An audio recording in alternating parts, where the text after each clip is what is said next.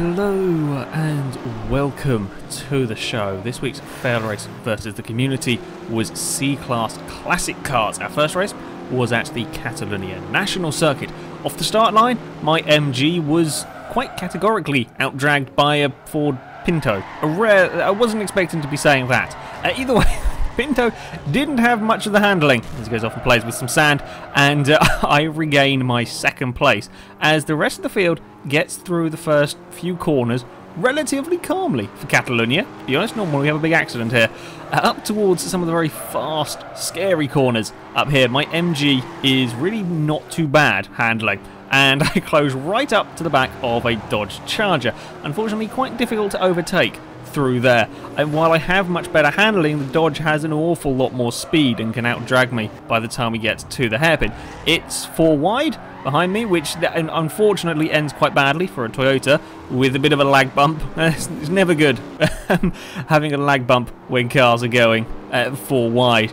There was a fairly similar theme throughout this race of straight line speed cars versus the handling vehicles. In this case, we have an Impala that was pretty good in a straight line against an Alfa that was pretty good through the corners. The handling cars were struggling with the overtaking around this track. There are a few good overtaking opportunities at Catalonia. Unfortunately, most of them require your car to be the faster one in a straight line. I had a lag bump as well. Somebody hit the back of my car and I ended up off the track, so ignore the parked MG on the red tarmac. The Alfa was struggling a little bit. Couldn't get past the Impala. Ford Thunderbird does a little bit of rallycross as well. I had to start a recovery drive on this one, so me and another MG ended up quite a way down the field. Yeah, we're doing kind of, we had, these MGs were interesting cars. They were a mix of straight line speed and handling. We both managed to go around the outside of a Camaro at the top of the hill. I don't think I've ever seen a double overtake done there. That's thank you to the Camaro for giving us enough space to get away with that one. I have a dive up the inside into the hairpin. The other MG tries to follow through.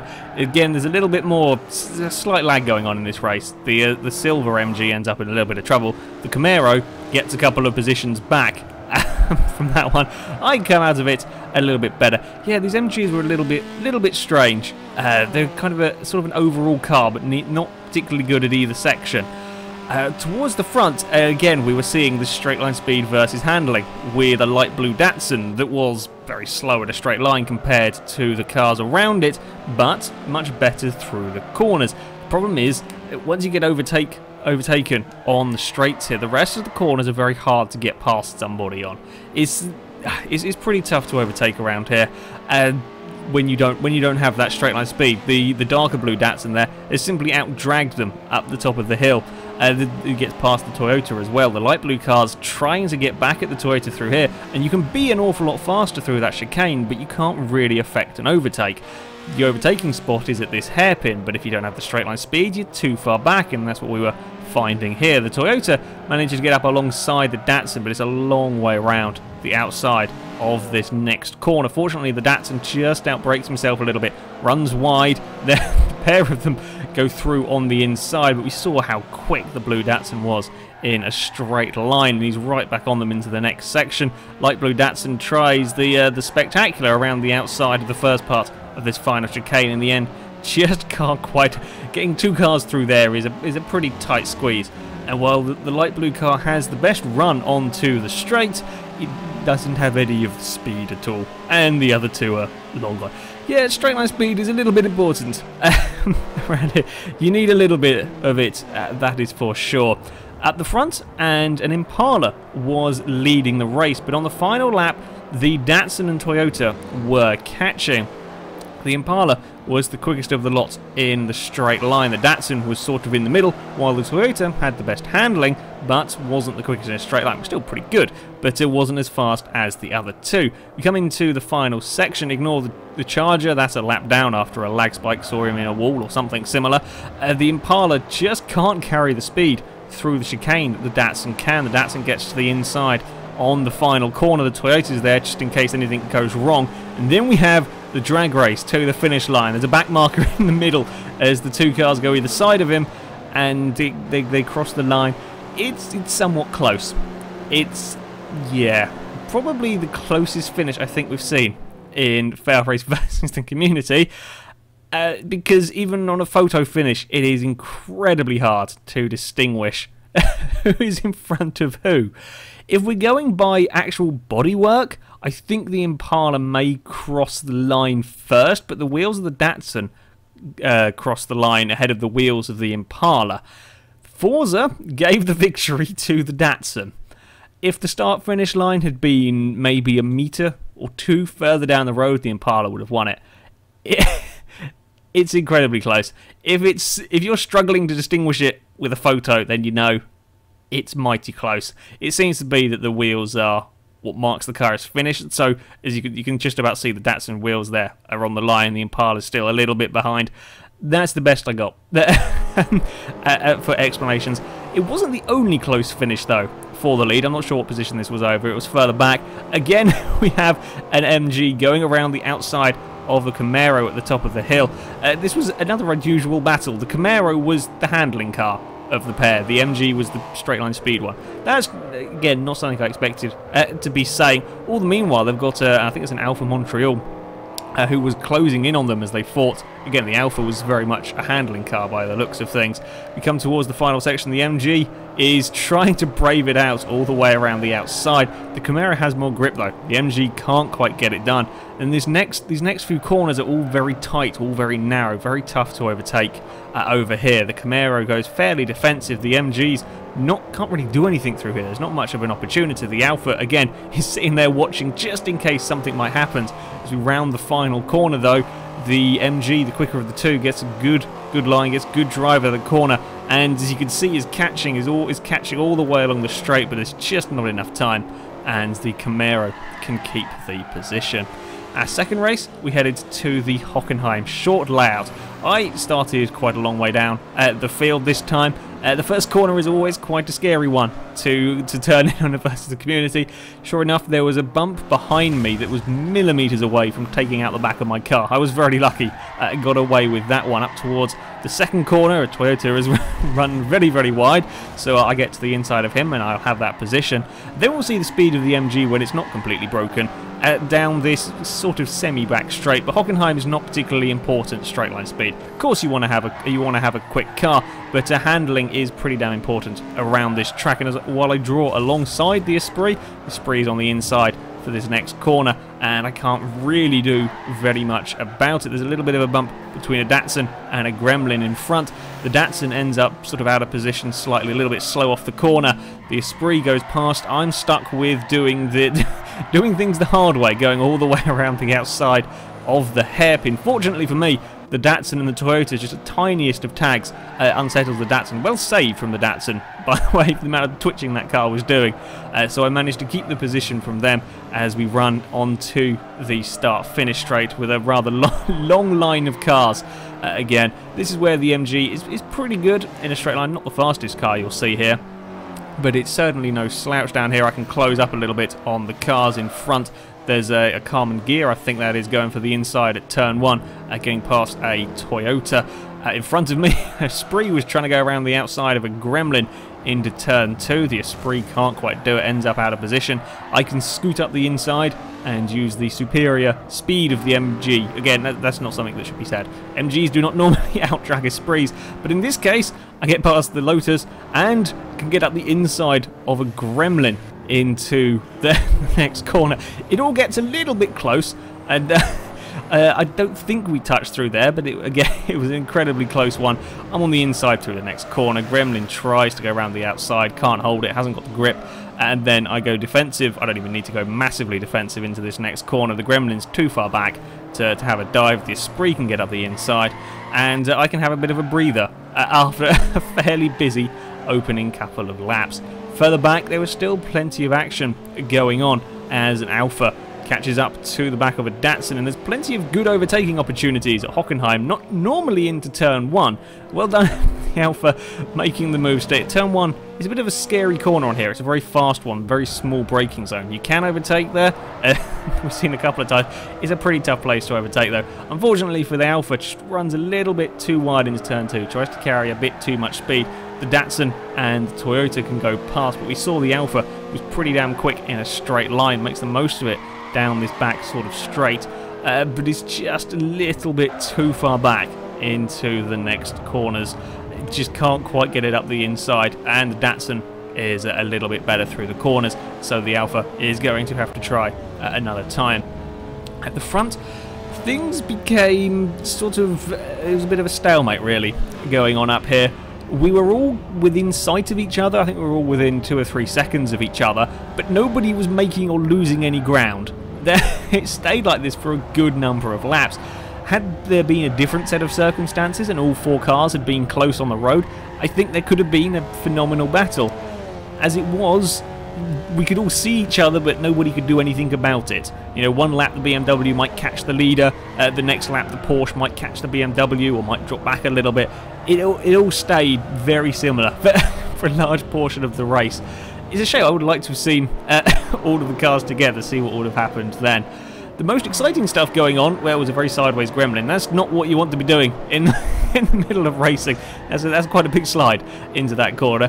Yeah, the most exciting action was further back between a gremlin and a Toyota 2000 GT as they run in towards the hairpin. The gremlin kind of goes a little bit defensive, just outbrakes himself though, leaves enough gap for a Toyota to get up the inside. Gremlin then runs a little bit wide, dips the wheel over the curb, and the Toyota has got the position for all of a couple of corners. As you run into the final corner, Toyota just carries a little bit too much speed, and once you end up out on the slidey stuff over on the drag strip, not really ideal, and just slides off. At the front, things stayed fairly similar. Towards the end of the race, the BMW gradually started catching the Ford Pinto, and I gradually started catching 3rd place, but no position swaps throughout the race, and our second race victory was going to go to a Ford Pinto. There are many unexpected things in this in this one, so yeah, Pinto takes the victory, a BMW ends up in 2nd, Porsche 550 in 3rd, while I claimed 4th in MG. It was a pretty good race at Hockenheim. There wasn't quite as much action as normal.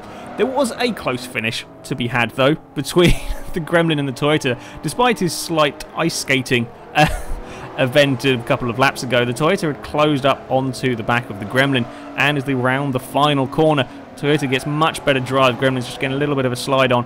Toyota's up the inside, just doesn't quite have the acceleration. The Gremlin has enough power to beat him across the line.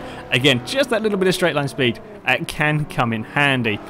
Our 3rd and final race went to the Tsukuba circuit. This time I found myself right down the back of the field as we run into turn 1. I think it was pretty much everybody was 2x2s, if not the occasional 3 wide. Into the first corner, I elected to stay out wide around the outside. And again, everybody survived turn 1 relatively well. A little bit of bumping. Quite scary watching just this sea of cars go through these first corners. And again, at the hairpin, I find myself having to go the long way round on the outside. MG's not too bad on the grip front. It means that I'm on the inside, though, for the next corner. As you go underneath the Dunlop Bridge, I can manage to get past I think there's a Shelby Mustang that I passed. I get a little bit sideways, a little bit of rallycross, just had a wheel on the grass. That's pretty scary. Luckily though, I'm still on the inside for the final hairpin. The Shelby can't quite go around the outside of me, and as we run onto the back straight, it is very crowded. I managed to out-drag an Escort. There's a little bit of a bump between an Escort and a Datsun, just the tiniest of bumps. Puts the Escort across the front of the Mustang, and not too much damage done on that one. A scrape along the wall. It was very, very crowded down the back straight. I find myself frantically trying to avoid a sliding Di Tomaso, going around the outside of the final corner up towards turn 1. Manages to get to the inside and cover that line, while a Datsun goes up the inside of a Di Tomaso. The Mustang's going past something else. It was a pretty chaotic first lap, I will be honest. Another very fast starting car, the Lotus Cortina, had come from I think 15th on the grid and had made his way up into what was 3rd position in between a couple of Porsches. Ignore the slight lag bump as well. And I think that's just my replay being funny. The cars were fine when we were actually racing, so yeah, don't worry about that. The Porsche 550 was having a look at the inside on the first corner. Just doesn't quite have the acceleration though of the Cortina, so if the Cortina can hold the position. The 911 then runs just a little bit too wide. So all the invitation the Cortina needs to get up the inside and then can out-drag him into the next corner.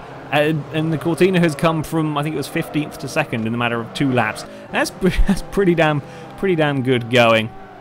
Further back, there was this group of cars that stayed together for quite a lot of the race.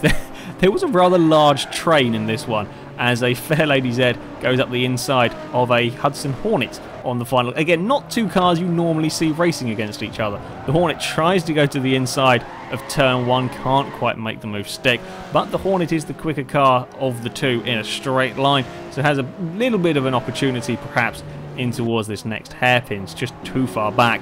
However, a lap later, and the Hornet was still there as they go down the back straight, and Hudson Hornet is going to overtake a Fairlady Z around the final corner at Tsukuba. Many weird occurrences. The Fairlady Z does a very good job of holding the car around the outside. It's just the grip of the Datsun, but the power of the Hornet keeps him on the inside. He can out-drag the Nissan into the first corner.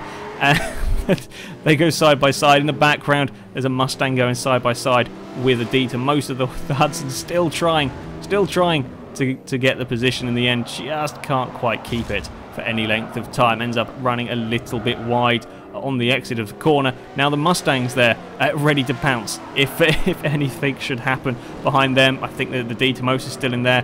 There's a Ford Deluxe Coupe. There's I think there's an Escort as well in the background. There was a right train of cars here going on as we run into the final hairpin, and then we've got a longest straight, that we have on the track.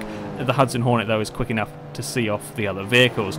I had got myself up into 5th place, I think it was, trying to find a way past the Porsche 911. My MG was holding its own around the corners, but of course didn't quite have the straight line speed of a 911, so while we go too wide through the sort of fast chicane there, I'm stuck on the outside for the hairpin. Can't really do very much about it. Try to cut back to the inside, but again, I just don't quite have the acceleration of the Porsche. Can't do anything as we come up past the Dunlop bridge. Still looking for a way past, but the Porsche goes defensive into the final hairpin, and I still can't really do anything about it. Try to be brave, go around the outside, realise that's not going to work, cut back to the inside on the exit, but I don't have the speed. The 911 can simply out-drag me down the back straight. I'll sit in this slipstream, but there's not very much I can do. It would have to be a very big dive into the final corner, and my car's not that good with the handling. I start going a little bit sideways.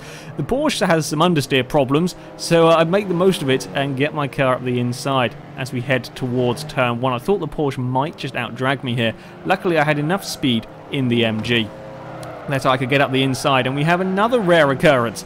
An MG overtakes a Porsche 911. That's certainly not something you see every day, but I was again under threat as we come into the hairpin. Now the roles were pretty much reversed from the previous lap. I was finding myself having to defend from the Porsche. The Porsche finds himself on the outside as we come up towards the Dunlop bridge, and the Porsche doesn't have the handling to do that. So if I defend, the Porsche doesn't have the grip to go around the outside of me, whereas if the Porsche defends, I don't have the speed to out-drag the Porsche. It was an interesting little battle, this one.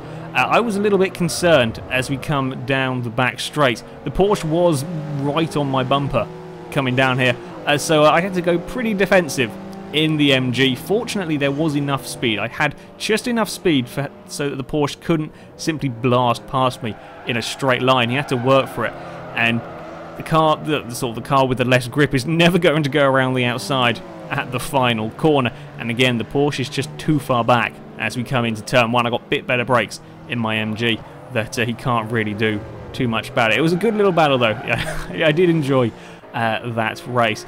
As I said, this group of cars stayed together for pretty much all of the race, swapping positions. This Toyota was sadly falling back through the field a little bit. Again, it seems to be a theme with this race, the straight line speed cars versus the handling cars here. The Toyota was pretty much a handling car and had, I think, a bit of aero damage. It's very hard to tell with the replays being a bit glitchy and a bit dodgy from time to time. But if you build a car, especially when you're racing in a fairly low class like this, in C class, if you build a car to be handling, that's all very well and good. But if you take a small knock, if you take a bit of aero damage, front side, rear aero damage, maybe even 20%, that's really going to hurt your car when it comes to the straight lines. And the Toyota was struggling. The Fairlady Z got past him without too much problems, and he would lose positions to the Mustang later on. Yeah, you really don't want to have any damage on a car that's really a handling vehicle on a race like this. However, at the front, the victory was to go to a Volkswagen Carmen Ghia, a quite surprised looking Carmen Ghia, if I'm honest. I haven't noticed that until watching this, just how surprised the front of these cars look. Yeah, this guy, I think he started fairly near the front, stayed out of trouble, pulled a huge lead over the rest of us while we were squabbled over various positions. So, yeah, a victory for a Carmen Ghia, a Ford Pinto, and I think it was a Datsun in the first race. Two unlikely winners in versus the community. There was a lot of good racing in this one. There was a couple of lag spikes, lag bumps in the first race. The next two, though, were pretty damn good. Hey, it was good fun. My MG surprised me, actually. I built the car in about 10 minutes, just threw it together, thought I'd use something that I hadn't used before. MG was pretty good. I was pretty pleased with it. But yeah, I think, what did I have? I had a fourth and a fifth or something. It's not a bad car. Not my favourite, but certainly not too bad. Anyway, the next Fail Race versus the community shall be on August the 7th. That will be on a Thursday. We shall be starting at 7 PM British summertime. If you wish to take part, then you can sign up on our forums. There'll be a link in the description. Find the Fail Race versus community section. And we shall be running A-Class Chevrolets. You can run any Chevy. You can modify it up to A-Class. So it should be interesting. There'll be a mixture of modern and older cars. Who knows? Who knows what will happen? It should be interesting. There should be lots of V8s, lots of power, lots of noise. Hopefully not too many crashes. Anyway, that is it for this video, guys. So thank you very much for watching. And until next time, goodbye.